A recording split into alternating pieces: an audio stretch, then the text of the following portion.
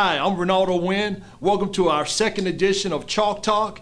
And first, without no any further ado, I'd like to thank our drivers this past week at Bristol Motor Speedway. Both of our drivers came in first place with the checker flag. First, our buddy Joey Logano, aka Sliced Bread, won our nationwide race, and then also Denny Hamlin won the Sprint Cup race. First time for both drivers to win at Bristol, which is a major deal. And not only that, but all our drivers came in the top 10 in our Sprint Cup race. But I just wanted to talk to you guys today about training camp. As training camp is coming to a close, the teams are now starting to craft their teams, and they're going to have to make some tough decisions. And as you know, we call it the Grim Reaper Day. And it's cut day to a lot of you guys may call it.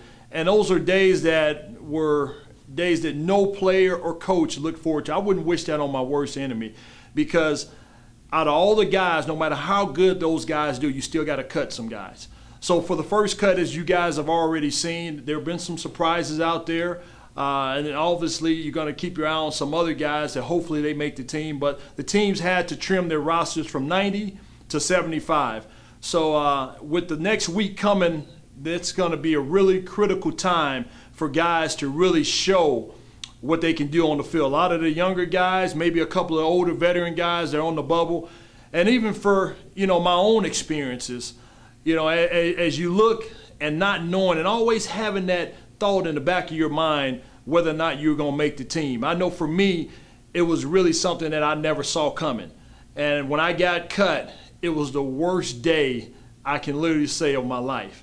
Now, I know that really sounds a little bit crazy, but imagine I've been doing this my entire life. Now, all of a sudden, somebody's telling me that I'm no longer good enough to play a sport that I've been doing my entire life. And when I got cut, it was something that not just affected myself, but it affected my entire family, because this is something that I had been providing a livelihood, putting food on the table to take care of my family, and now it was seeming like I could no longer do that.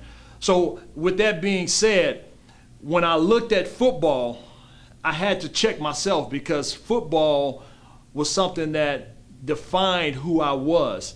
Not knowingly defined me, but in a way where, of course, I knew that I wasn't going to be able to play this sport for a long time, but not never really looking at it as being cut. I really started to ask myself, who am I? Is football the only thing that I can totally associate my life as being, or is there a lot more than that? And for me, my faith was something that really sustained me during that time. When I got cut, football was pulled from underneath me. What was I going to fall back on? And I just want to look at a different perspective here, because there are a lot of guys that football is all that they have. And not just in football, but in professional sports in general, there are a lot of players that don't look at the other side of that coin to, hey, God has given you so much more, and there's so many other qualities and attributes and different abilities that you have that you can do.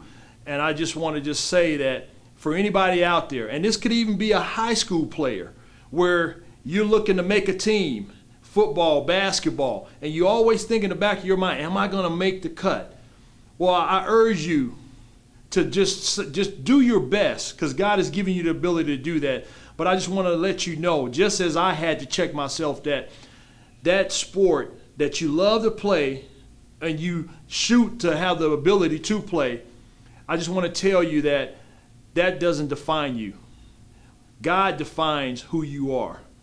And I just want to leave that with you guys out there, whoever's out there, maybe in between, even a professional player. God defines who you are. So this will be another edition of Chalk Talk. Please look at the website, gameplanforlife.com, to see a lot of other things that we're going to be doing interactive, as I talked to you guys about before. And also look for our next interview. We're going to be talking to three-time Super Bowl champion Roman Pfeiffer. Yes, Roman Pfeiffer is coming to Joe Gibbs Racing to kind of see what we do here. But he's also going to give us a testimony of how football and faith, how that played in his life, and also what he's up to now. So we'll see you again for another edition of Chalk Talk.